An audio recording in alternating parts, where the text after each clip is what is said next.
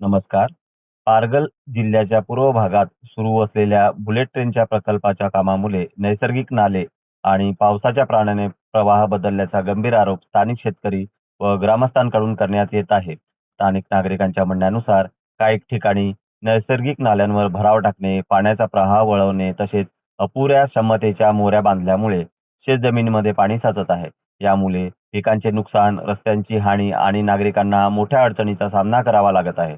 Bullet train प्रकल्पाचे काम सुरू असताना पर्यावरणीय नियमाचे पालन झाले का? नैसर्गिक जलप्रवाहामध्ये बदल झाल्यामुळे शेतकरी आणि ग्रामस्थांना न्याय मिळणार का? पालघर जिल्हा प्रशासन, महसूल विभाग आणि संबंधित यंत्रणा याबाबत कोणती ठाम भूमिका घेणार? या सर्व प्रश्नांचा आढावा घेणारा हा विशेष रिपोर्ट. व्हिडिओ पूर्ण पहा. आपले मत कमेंटमध्ये नक्की नोंदवा आणि अशा स्थानिक जनहिताच्या विकास कामांच्या संबंधित बातम्यांसाठी पालघर क्रांती न्यूज चॅनलला सबस्क्राईब करा. धन्यवाद.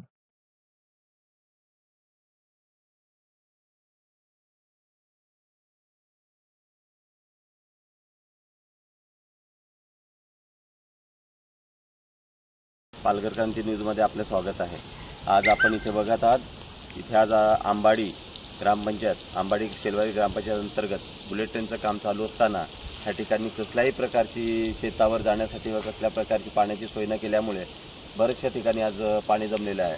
आपल्या जोडीला आहेत हेमा कृष्णकांत गडक यांच्या पुढे शेतीवर जाण्यासाठी तिथे थोडाही रस्ता वगैरे राहिलेला आहे. सरकार पाणंद रस्ता म्हणून बनवून देत असताना एक ठिकाणी ह्या अशा गेल्या वर्षी किंवा मागील 4 वर्षाआधी ह्या ठिकाणी अजिबातही त्यांनी भात लागवड झालेली नाही आहे. तर त्यासाठी आज जाणून घेण्यासाठी आपण इथे आलेलो आहोत.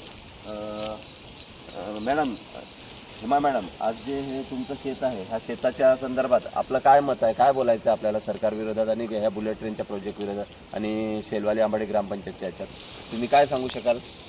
मी 4 वर्ष झाली बुलेट ट्रेनवाल्यांना सांगते की आम्हाला शेतात जायला रस्ता नाही मत, आणि त्यांना प्रत्यक्षात आणून दाखवलेलं सुद्धा की हे शेत आहे आणि 4 वर्ष झाले माझं नुकसान झालेलं आहे. इथे पाणी जमते. हे पाणी ॲक्च्युली पहिल्यांदा इथून जात नव्हतं.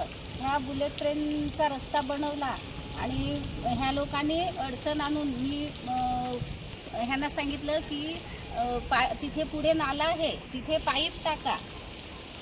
पुढे नाला आहे, तिथे पाईप टाका आणि हे पाणी तिकडून जाते, इथून पाणी येत नाही. पण हे लोक अजिबात लक्ष नाही देत. जेव्हा जेव्हा काम करता, ह्यांचं काम सुरू असते पाईप वगैरे टाकायचं, तेव्हा तेव्हा मी जागेवर उभं राहून ह्यांना सांगते की पाईप तिथून टाका. पण हे पाईप टाकत नाही आणि हे पाणी इथूनच आणतात आणि इथून हे पाणी जातच नाही. आणि म्हणजे आता तुम्हाला इथे शेतीवर जाण्यासाठी रस्ताच नाही आहे ना? रस्ताच नाही शेतीवर जाण्यासाठी. त्यामुळे तुम्ही शेती करू शकत नाही असं तुमचं म्हणणं आहे? त्यामुळे मी 4 वर्ष झाली शेती करू शकत नाही.